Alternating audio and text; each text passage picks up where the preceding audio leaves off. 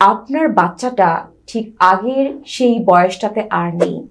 এই সময়টায় তার ওন আইডেন্টিটি তৈরি হচ্ছে এবং তার মধ্যে কিন্তু একটা স্বাধীন চেতা মনোভাব তৈরি হবে, এটাই স্বাভাবিক। ঠিক এই জায়গাটাতে কিন্তু আমরা দেখা যায় যে অনেক সময় বাধা দিতে চাই, না তোমার ডিসিশন কেন আমরা মানবো, আমার ডিসিশন, আমাদের ডিসিশন তোমাকে মানতে হবে।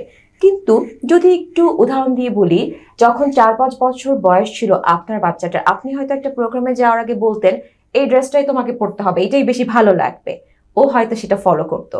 কিন্তু যখন সে অ্যাডোলেসেন্ট এইজে চলে আসছে, 13 থেকে 14 বছর, তার কিন্তু নিজের একটা পছন্দ আছে যে না এই প্রোগ্রামটাতে আমি এই ড্রেসটা পরে যাবো। এখন আপনি যদি বলেন এই ড্রেস পরা যাবে না, আড়ং থেকে তোমার জন্য যে জামাটা কিনেছি সেটাই এই পার্টির জন্য ঠিক আছে, তাহলে সে মানবে না, এটাই স্বাভাবিক।